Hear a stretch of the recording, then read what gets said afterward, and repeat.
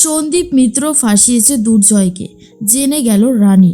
সম্পূর্ণ জানতে ভিডিওটিতে একটি লাইক করে প্রথম থেকেই দেখতে থাকো। গল্পের শুরুতেই দেখা যায় রানীর মনটা তো ভীষণই খারাপ। রানীকে সেই মুহূর্তেই ফোন করেছে ডাক্তার ভূমি চ্যাটার্জি। এরপর ভূমি কথা বলতে থাকে রানীর সাথে আর বলে, শোনো, তোমার ধারণাটা যে সঠিক সেটা আমি একটু হলেও বুঝতে পারছি।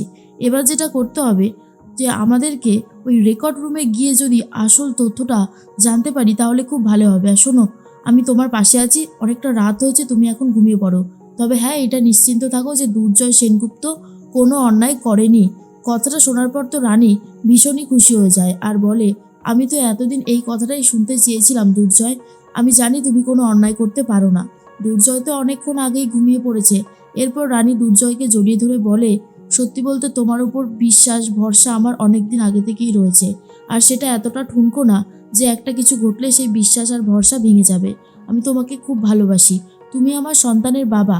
তোমার নামে যদি কেউ কিছু বলে, মিথ্যে জিনিস রটায়, তাহলে আমি কোনোভাবেই তাকে ক্ষমা করব না, কিছুতেই না। তার জন্য যদি আমাকে লড়াই করতে হয়, আমি একাই লড়াই করব। তোমাকে আমি ঠিক নির্দোষ প্রমাণিত করবই। এর মধ্যেই বাড়ির সবাই সকাল সকাল উঠে রান্নাবান্না শুরু করে দিয়েছে। কুমু আর মাধুরী রান্নাঘরে গিয়ে রান্না করতে থাকে আর তখনই বলতে থাকে শুক্লা, হ্যাঁ রে, 5 রকমের ভাজা হয়েছে তো, আর ওই পায়েসটা যেটা হবে আর কি, ওটা দুধটা জাল দিয়ে রাখা হয়েছে। তখন ওরা বলে, হ্যাঁ কাকিমণি, সব হয়েছে। কুমু তখন বলে, তুমি যে এত চিন্তা করছো কেন, কে জানে। আরে বাবা, আমরা যখন কোনো কিছুর দায়িত্ব নিয়েছি তখন সেই দায়িত্ব খুব ভালোভাবে আমরা পালন করতে জানি গো, জানি। তোমাকে এই সমস্ত নিয়ে অত চিন্তা করতে হবে না। তখনই মাধুরী বলে, সেটাই তো। আর সবথেকে বড় কথা, রানীর জন্য আমরা সমস্ত কিছু করব।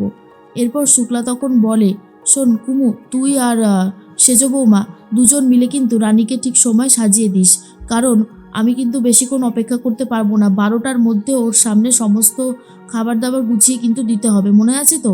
কুমু তখন বলে, মনে থাকবে না আবার? তোমার হুকুম তো শিরোধার্য, সব মনে আছে।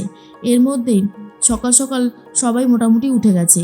আর তখনই রানীর কথাই জিজ্ঞেস করে শুক্লা আর বলে, রানী কোথায়? রানীকে তো দেখছি না।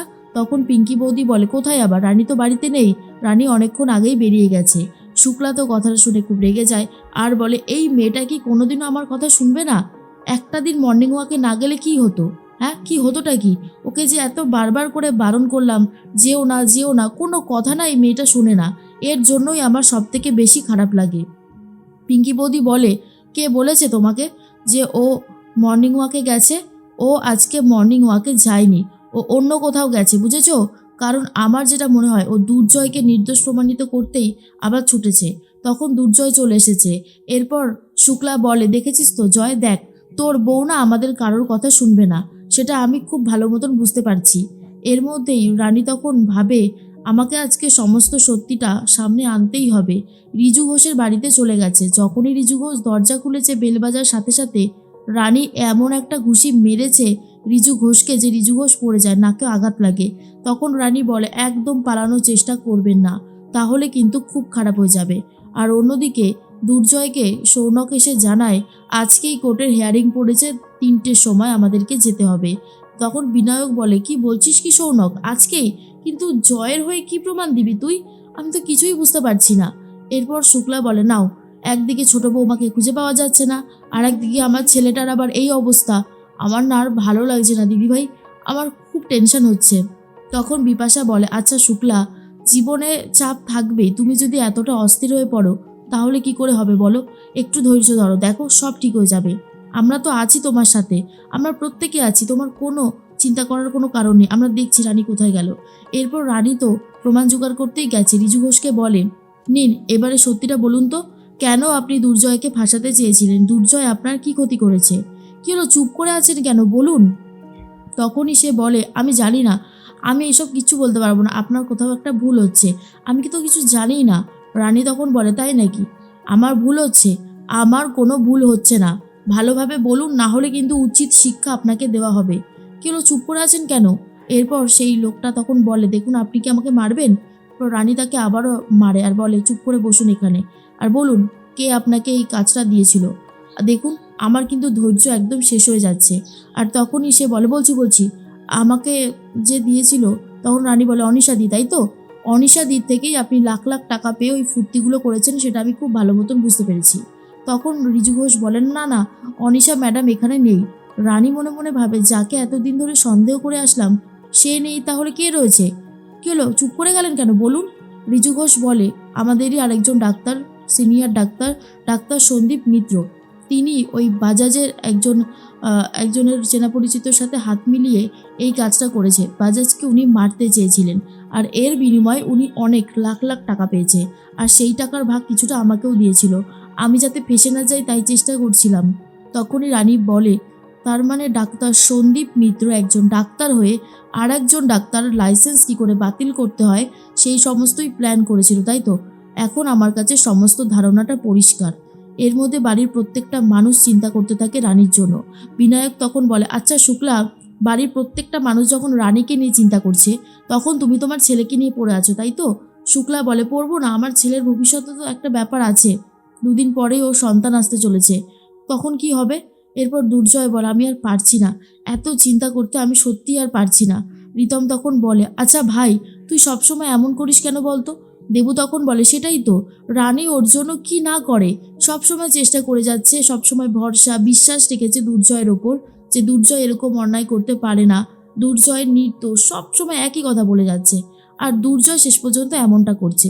এইদিকে রানীর শরীরটা হঠাৎ করে খারাপ লাগতে শুরু করে, আর রানী তো সমস্ত কথা ভিডিও করে নিয়েছে। তারপরেই বলে, আচ্ছা ওয়াশরুমটা কোন দিকে? এবার যেই না রানী ওয়াশরুমে ঢুকেছে, তাড়াতাড়ি করে দরজার ছিটকিনিটা আটকে দেয় রিজু ঘোষ। আর তখনই রানী বলে, দরজাটা বন্ধ করলেন কেন? কি হলো, দরজা বন্ধ করলেন কেন? খুলুন দরজাটা, আমি কিন্তু আমার বাড়ির লোককে ফোন করব। এরপর বাড়ির লোককে বলতে দুর্জয়কে ফোন করতে থাকে, কিন্তু দুর্জয় কোনোভাবেই আর ফোনটা ধরে না। আর অন্যদিকে রিজু ঘোষ সন্দীপ মিত্রকে ফোন করে বলে, স্যার স্যার আমরা ধরা পড়ে গেছি স্যার, ওই দুর্জয় সেনগুপ্তর স্ত্রী রানী আমার বাড়িতে এসে আমাকে মারধর করেছে। আমি চাপে পড়ে সমস্ত সত্যি কথা বলে দিয়েছি। আমি কি করব বুঝতে পারছি না, ওয়াশরুমে আটকে রেখেছি। সন্দীপ মিত্র বলে, আটকে রাখো, তারপর দেখছি, আমি আসছি খুব শিগগিরই, একটা ব্যবস্থা করছি। এদিকে রানী বলে, দরজাটা খুলে দিন প্লিজ, দরজাটা খুলে দিন। এর মধ্যেই তখনই পান্তুয়া এসে বলে, দেখো দেখো ফোন এসেছিল। দুর্জয় দেখে রানী ফোন করেছিল। এরপর জেঠুমণি বলে, দেখ, সঠিক সময় যদি ফোনটা ধরতে পারতিস তাহলে কাজের কাজ হতো। এরপর যখন ফোনটা ব্যাক করেছে, এদিকে রানীর ফোন হঠাৎ করে আবার সুইচ অফ হয়ে গেছে। রানী অনেক চেষ্টা করে ফোনটা খোলার, কিন্তু ফোন কিছুতেই খুলছে না। দুর্জয় বলে, ফোন তো সুইচ অফ বলছে। জেঠুমণি, তুমি নাম্বারটা নিয়ে একবার দেখো না তোমার ক্ষমতা কাজে লাগিয়ে, যে লাস্ট লোকেশনটা ঠিক কোথায় ছিল। তখনই জেঠুমণি বলে, এটা একদম ঠিক কথা বলেছিস, আমি চেষ্টা করছি। এর মধ্যেই ডাক্তার ভূমি চ্যাটার্জি চলে এসেছে, আর বিনায়ক তখন বলে, ভূমি, তোমার সাথে কি রানীর কথা হয়েছিল? আর দেখো না, ওর তো আজকে সাধ, ওর কোনো খোঁজখবর পাওয়া যাচ্ছে না, ফোন সুইচ অফ বলছে।